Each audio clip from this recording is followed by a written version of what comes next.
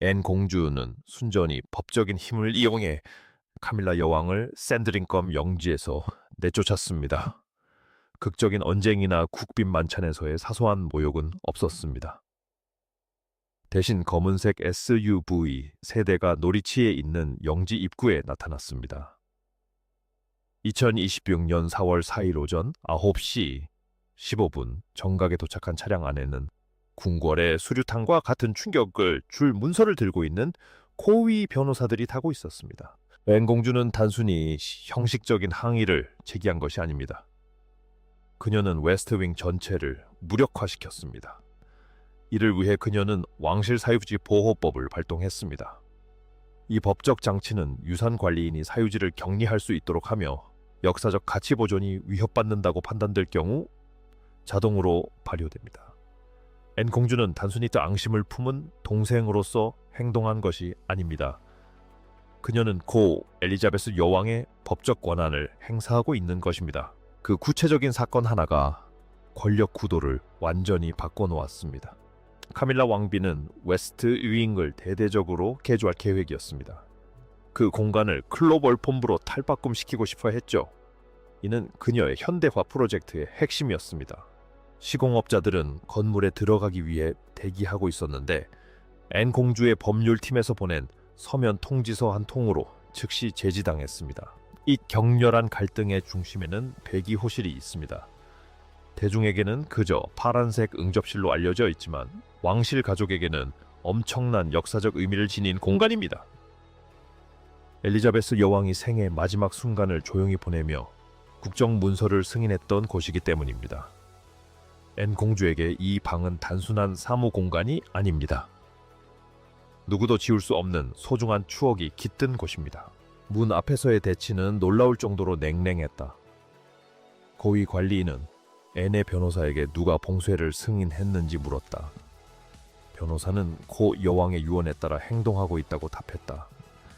앤은 정식 법적 서류를 제출함으로써 오빠가 함부로 개입할 수 없도록 했다. 찰스 왕은 자신의 법적 보호를 위태롭게 하지 않고서는 앤에게 물러나라고 명령할 수 없다. 샌드링검에 전달된 법적 통지서에는 엄격한 기한이 명시되어 있습니다. 궁궐 측은 2026년 4월 21일까지 해결책을 마련해야 합니다. 이날은 엘리자베스 여왕 탄생 100주년이 되는 날입니다. 만약 합의가 이루어지지 않으면 서쪽 별관은 영구적인 출입 금지 구역이 될 수 있습니다.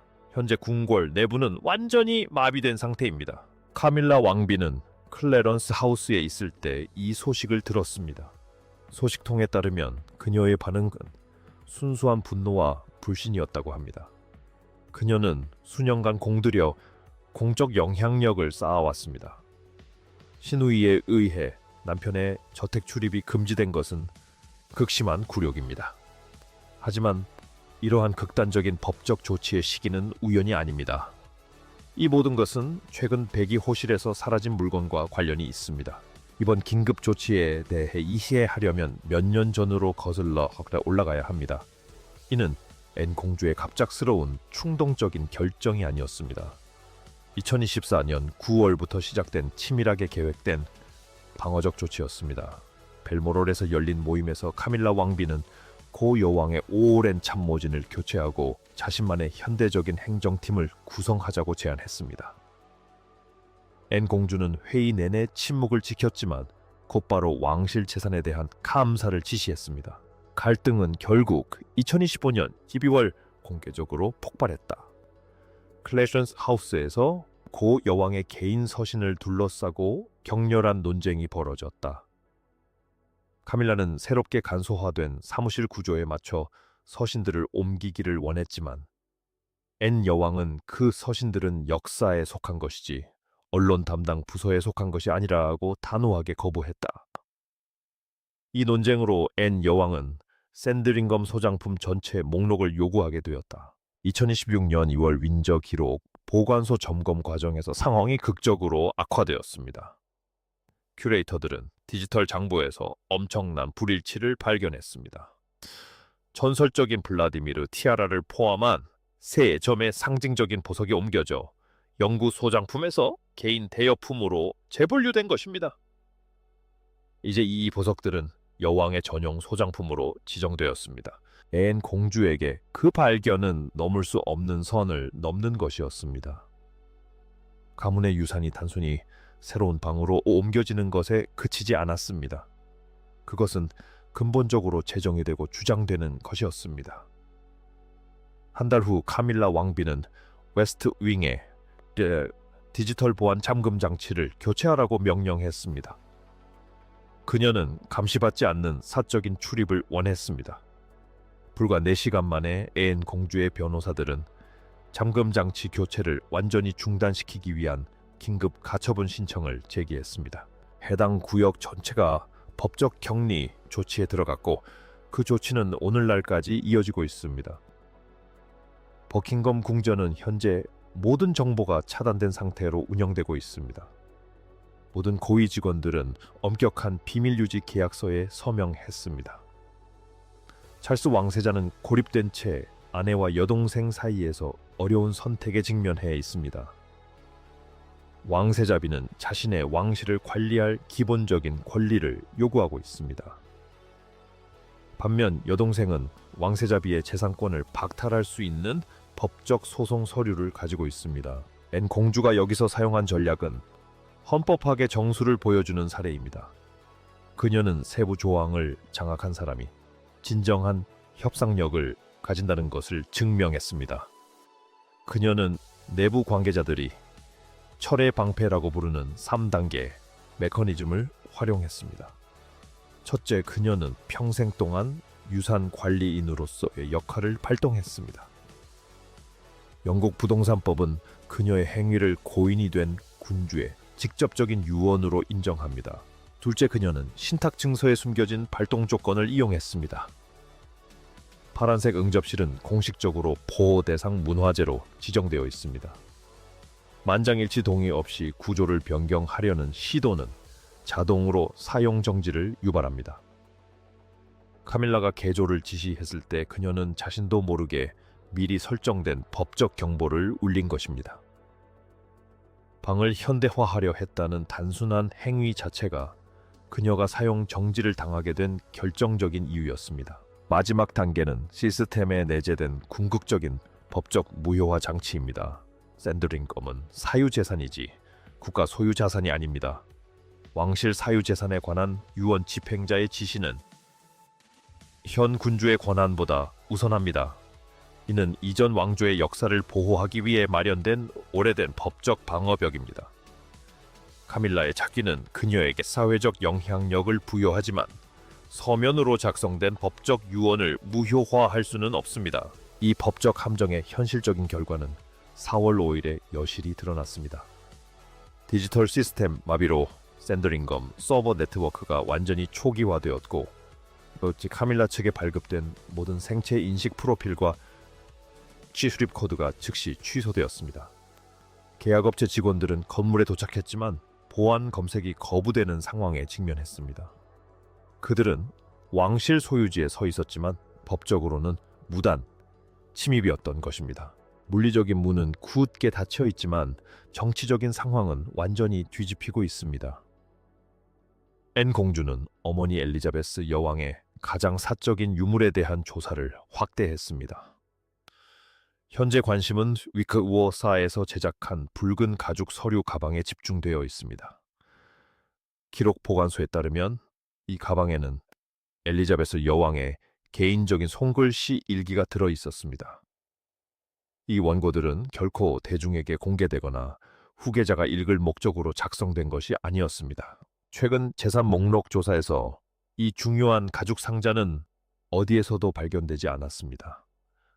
70년 통치 기간 동안에 가장 깊은 비밀이 담겨 있던 상자가 흔적도 없이 사라진 것입니다. 앤 여왕의 법률팀은 즉시 왕실 경호팀에 보안 기록을 요구했습니다. 그들은 북쪽 복도의 동작 감지 센서와 카메라 영상을 원하고 있으며 특히 3월 27일 심야 시간대를 집중적으로 조사하고 있습니다. 앤 공주는 고위 왕실 관계자에게 카메라가 꺼져 있는지 직접 물었습니다. 이는 카밀라의 사무실이 의도적으로 역사적 유물을 숨기거나 옮기고 있다는 것을 암시하는 것입니다. 개인 소유 유물을 통제함으로써 미래의 이야기를 좌우할 수 있습니다. 허가 없이 왕실 신탁에 보관된 유물을 옮기는 것은 심각한 법률 위반입니다. 만약 사실로 밝혀진다면 이는 단순한 가족 간의 갈등을 넘어 헌법 위기로 이어질 수 있습니다. 4월 20일 일 마감일이 빠르게 다가오면서 압박감은 점점 커지고 있습니다. 사라진 원고들은 이제 궁중 전쟁에서 가장 중요한 협상 카드가 되었습니다. 만약 원고들이 반환되지 않으면 앤 왕비는 공식적인 경찰 조사를 요청할 수도 있습니다. 왕실 구성원 누구도 경찰이 자신들의 개인 금고를 뒤지는 것을 원하지 않습니다. 이러한 혼란의 한가운데 찰스 왕세자는 하이그로버 하우스에 머물고 있습니다. 그는 공식적으로는 건강상의 이유로 휴식을 취하고 있지만 그의 집은 이제 전쟁 지휘본부나 다름없습니다. 국왕은 완전한 무력감에 빠져 있습니다. 100주년 기념 행사를 앞두고 그는 두 가지 끔찍한 선택지 중에서 하나를 골라야 합니다. 의회 법령을 통해 여동생의 유언 집행 권한을 박탈할 수도 있지만 어머니의 유언을 두고 여동생을 고소하는 것은 그의 대중적 이미지를 완전히 망가뜨릴 것입니다. 두 번째 선택지는 카밀라를 공개적으로 웨스트윙에서 내쫓는 것이다. 그렇게 되면 왕비는 온 왕실 사람들 앞에서 망신을 당하게 될 것이다. 이는 그녀의 권위가 기존 왕실 근위대보다 약하다는 것을 보여주는 신호가 될 것이다. 국왕은 최근 참모들에게 아내를 내쫓거나 어머니를 배신할 수 없다고 말했다. 이 한마디가 현재 국왕이 얼마나 궁지에 몰렸는지를 정확히 드러낸다. 이번 내부 갈등으로 국왕의 개인 재정이 심각한 타격을 받고 있습니다. 유출된 문서에 따르면 소송 비용이 이미 50만 파운드 약 8억 원에 육박하고 있습니다. 변호사들은 전례 없는 가족 간의 대립을 해결하기 위해 시간당 수임료를 청구하고 있으며 이 자금은 국왕의 개인 계좌에서 직접 빠져나가고 있습니다. 이러한 재정적 부담은 국가 건국 100주년 기념 행사를 준비하는 과정에서 심각한 갈등을 야기하고 있습니다. 국내 참모들은 물밑에서 필사적으로 타협안을 마련하려 애쓰고 있다. 하지만 앤 공주는 이 여왕에 대한 의무를 저버리려 하지 않고 있으며 카밀라 왕비 역시 왕실 저택 현대화 계획을 포기할 생각이 없다. 이 왕실 드라마의 가장 유력한 결말은 마쿠에서 강력한 영향력을 행사하는 인물이 등장하는 것이다. 보도에 따르면 윌리엄 왕자는 내심 고모인 앤 공주 편에 섰다고 한다. 윌리엄 왕자는 앤 공주 못지않게 할머니의 유산을 굳건히 지키고 싶어 합니다. 왕위 계승자가 앤 공주를 지지하면서 카밀라 왕비의 입지는 약화되고 있습니다. 왕비는 조용히 스코틀랜드로 물러나 계획을 미루어야 할지도 모릅니다. 만약 그렇게 된다면 왕실에는 새로운 그림자 권력 구도가 형성될 것입니다. 찰스와 카밀라가 공식 석상과 국빈 만찬을 주관하게 될 것입니다. 한편 앤과 윌리엄은 사유지와 진정한 가족 유산을 관리하게 될 것입니다. 그들은 왕실 역사의 궁극적인 수호자 역할을 할 것입니다.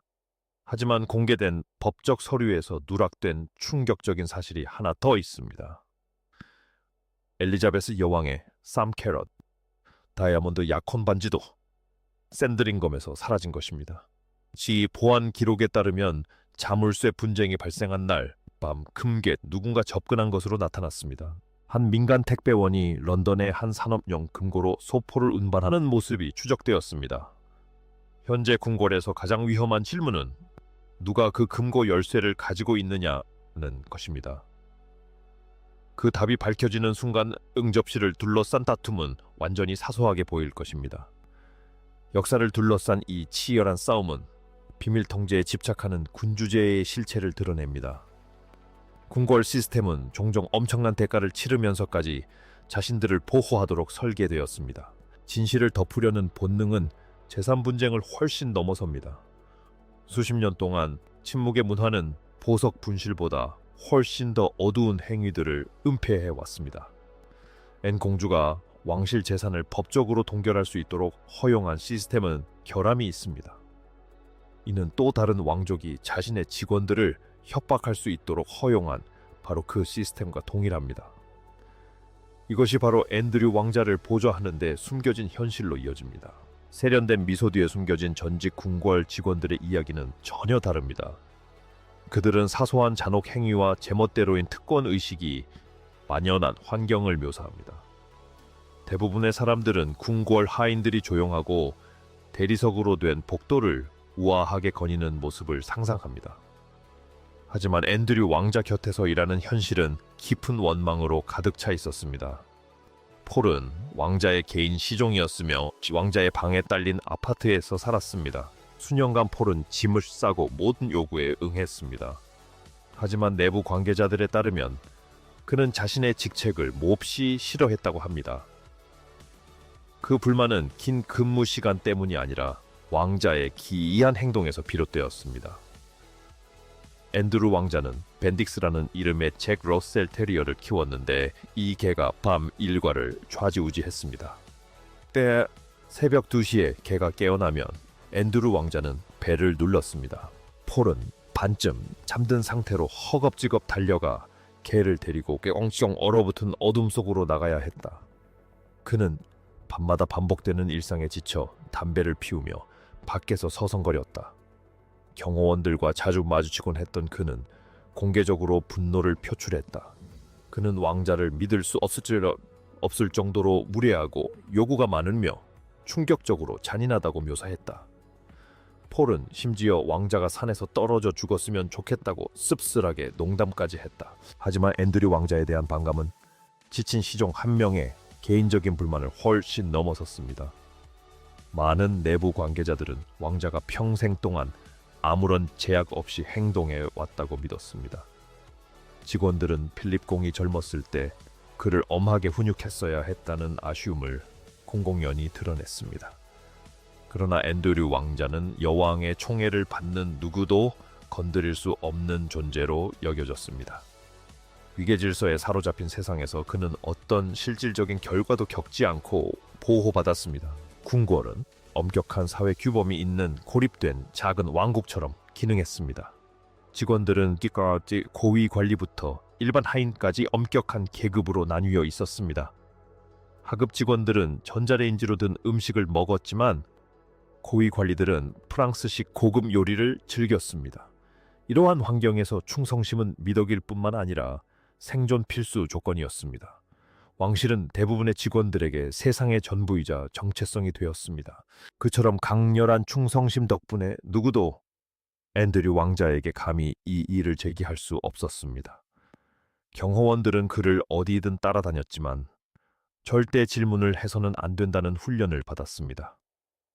그들의 임무는 그의 신체적 안전을 확보하는 것이었지 그에게 책임을 묻는 것이 아니었습니다. 그들은 이상한 여행 계획이나 특이한 일과를 눈치챘지만 완전히 침묵을 지켰습니다. 경호원은 그저 방패일 뿐 결코 그의 도덕성을 판단하는 사람이 아닙니다. 샬롯 브리그라는 이름의 하녀는 불과 21살의 나이에 이러한 해로운 환경을 직접 경험했습니다.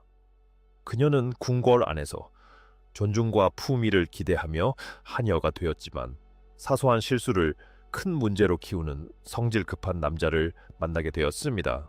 샬롯은 나중에 그를 끔찍하고 비열한 사람이라고 묘사하며 그 때문에 끊임없이 울었다고 말했습니다. 그는 마치 손가락 하나 까딱하는 것조차 모욕인 양 간단한 일에도 명령을 내렸습니다. 침실 커튼에 대한 그의 집착은 직원들에게 악몽과도 같은 일이었다. 샬롯 공주는 어느 날 두꺼운 커튼 틈 사이에 아주 작은 틈이라도 남겨두었다.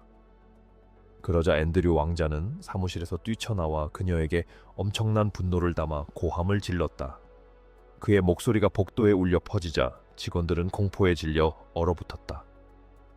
이는 완벽함조차 왕자 주변에서는 위험할 수 있다는 것을 분명히 보여주는 사건이었다. 그의 일상에서 가장 특이한 점은 엄청난 양의 봉제인형 컬렉션과 관련된 것이었다. 그는 침대 위에 곰인형 72개, 하마 1마리, 그리고 검은 표범 1마리를 놓아두었다. 이 인형들의 배치는 코팅 처리된 설명서에 따라 정해져 있었다. 샬럿은 실제로 봉제 인형을 완벽하게 배치하는 방법에 대한 정식 교육을 받았다. 베개는 매일 정확히 하나 밀리미터 오차도 없이 정중앙에 위치시켜야 했다. 직원들은 도대체 어떤 어른이 그런 기괴한 일상 의식을 요구하는지 끊임없이 수군거렸다. 하지만 그런 상황을 감당하는 것은 웃을 일이 아니었고 직원들에게는 완전히 지치는 일이었다. 안드레는 자신의 우월함을 과시하기 위해 명령을 내리고 기본적인 예의조차 갖추지 않은 채 숭배를 기대했다.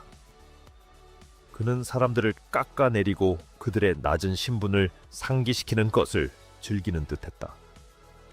형제들과 달리 그는 왕족으로서의 중대한 책임을 지지 않았음에도 불구하고 폭군처럼 행동했다. 이러한 행동은 그에게 시종이 생기기 훨씬 이전 아주 어린 시절부터 시작되었습니다.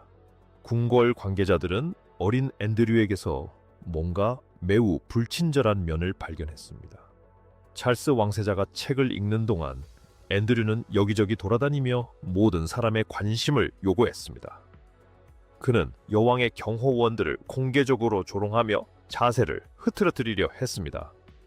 경호원들이 가만히 있으면 그는 격분하여 더욱 세게 밀쳤습니다. 그는 심심풀이로 왕실 동물들을 괴롭히는 잔인한 짓을 일삼았습니다. 집에서 키우는 개들이 자기가 원하는 속도로 움직이지 않으면 발로 차기도 했고 말들의 다리를 막대기로 때려 고통에 몸부림치는 모습을 즐기기도 했습니다. 평소에는 말이 없던 마부들도 결국 어린 왕자에게 인내심을 잃고 그를 거름더미로 끌고 가 머리부터 파묻어 버렸습니다. 그것은 가혹한 처벌이었지만 그가 직면했던 유일한 결과였습니다. 그는 동생인 에드워드 왕자에게도 매일같이 괴롭힘을 가했습니다. 그는 에드워드를 밀치고 뺨을 때리며 자신의 신체적 우월함을 과시했습니다. 한 번은 화가 난 시종이 앤드류 왕자를 주먹으로 때려 눈에 멍이 들게 했습니다. 놀랍게도 여왕은 그 사건에 대한 시종의 사임을 거부했습니다. 이러한 명백한 경고 신호에도 불구하고 궁궐 시스템은 계속해서 그를 보호했습니다. 그의 행동은 다른 왕족들이 직원들을 대했던 방식과 극명한 대조를 이룹니다. 찰스 왕세자는 직원들에게 예의 바르고 인내심이 강하며 매우 존중하는 태도를 보이는 것으로 유명했습니다. 그는 직원들의 노고를 인정하고 많은 업무량에도 불구하고 그들이 소중하게 여겨진다는 느낌을 받을 수 있도록 시간을 할애했습니다. 앤 왕세자비는 엄격한 가정을 꾸려나갔지만 직원들을 존중하는 동료처럼 대했습니다. 에드워드 왕자는 다가가기 쉬운 사람이었고 앤드류 왕자에게서 흔히 볼 수 있었던 예측, 불가능하고 잔혹한 명령을 피했습니다. 이러한 차이점은 왕실 시스템 자체가 완전히 해로운 것은 아니었음을 보여줍니다. 엄격한 위계 질서 속에서도 왕족이 존중을 표한다면 상호 존중이 가능했습니다. 앤드류 왕자는 단지 자신의 특권을 무기화하여 자신보다 아래에 갇힌 사람들을 억압했습니다. 그는 평생 동안 아무도 자신을 막을 수 없다는 것을 알고 있었기에 더욱 대담해졌습니다. 궁궐 내부의 침묵은 결국 궁궐 밖에서 엄청난 문제를 야기했다. 고민형 때문에 소리를 지르는 것을 용인했던 그 문화는 훨씬 더 어두운 행태를 은폐했다. 심각한 성추행 의혹이 불거졌을 때 그를 보호해온 방식이 명백해졌다.